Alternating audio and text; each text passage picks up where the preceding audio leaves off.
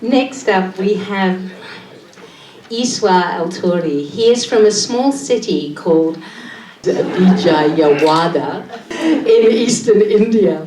He has an elder sister and a niece too, and he has lived in the same city and family home for 23 years, where he did his undergraduate degree in architecture.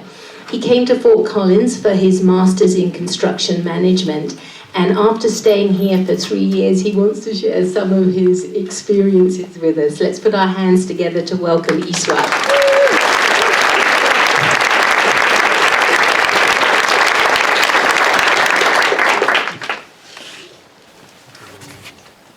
It's been, just give me a second. It's been 15 hours that my first flight took off, and I couldn't stop thinking. Just a week back, I was at an American consulate trying to get a visa, and now I'm on the way to Denver. I couldn't believe all the changes that were coming in. I was very anxious because I didn't know anyone in here. I knew people, but I didn't know how the things are going to be. And I was waiting for all the challenges that are coming in. I knew there are a lot of assignments coming in. And after 26 hours of sitting in that cramped seat in the airplanes, I was finally here in the Denver. And my friend came to pick me up. The first thing that I noticed was the traffic. We were going to Fort Collins, and all the traffic was going in the same lane. In India, I could see people going in the same lane, but multiple people, a car, a bus, a bike, and everyone goes in the same lane. And no one stops at the red light. They just go off. And if they stop, they can't wait for the person before them to go ahead. They just keep starting honking. Ping. It's a lot of noise. And here, while I was going to Fort Collins, it was weird because I couldn't hear anything except the buzz of the wind. It was so silent. We went to Fort Collins, and the next day I had to go report that I arrived safely. And I got my first chance to take the bus in United States. In India, if I had to take a bus, I go on to road and wait find a bus stop, and I find a bus stop because I can see a bunch of people waiting there. In here, I was using a Google Maps, and it said I reached, but I couldn't see anything. Like I couldn't see a bus shelter, or I couldn't see any people waiting there. So I didn't know if it's a bus stop, except there's a tiny little board saying it's a bus stop, and I had to believe it. Finally, the bus came, and driver seemed little happy, and I was very confused. I didn't know what was happening. I went in, and it was just me and him. That's probably he thought, probably I was the first passenger he got.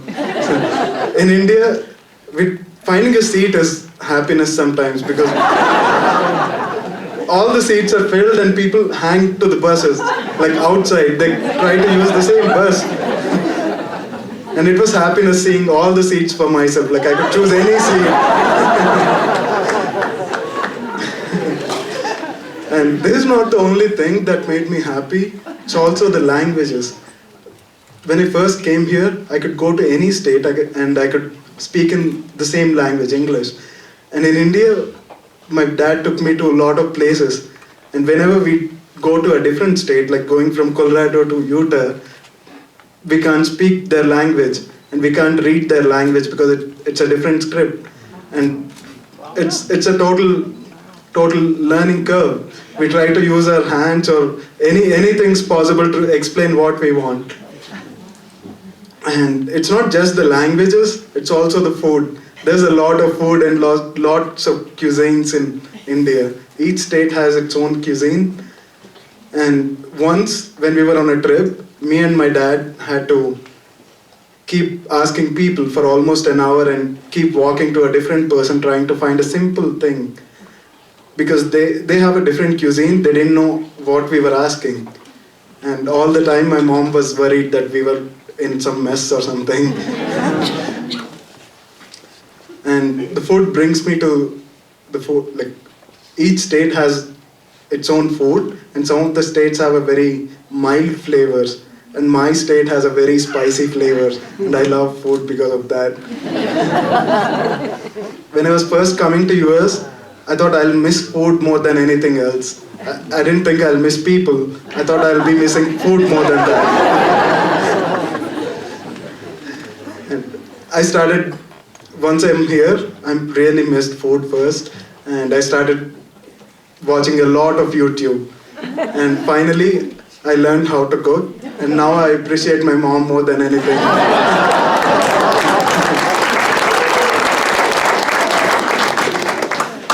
I regret never appreciating her enough for all the hard work she puts, but now I learned how to cook.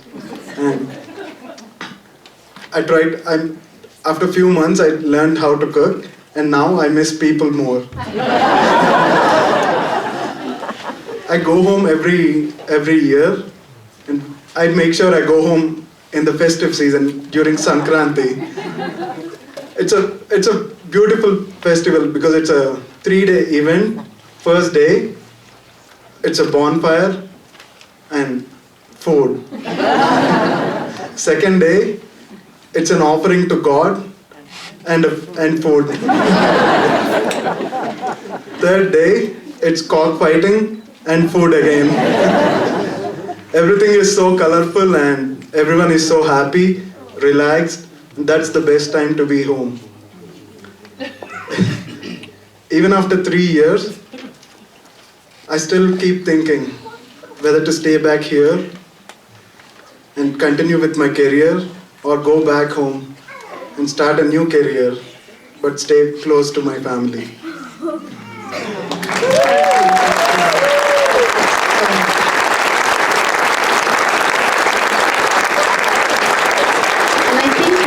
I certainly experienced that dilemma in America. Being from England, if your family moved to any other part of England, you were really only a couple of hours drive away. And here, the distances are really vast, and I feel and hear about those pulls of choices of following your career or staying closer to your community and family. One of the things I have loved so much about listening to Eeswar's story is how he actively looks for what makes him happy, versus a tendency I know, which is to talk about what doesn't work and get on that downward slope. And Eeswar, this has been really a reminder and a gift to me to look for the happiness. Thank you, Eeswar.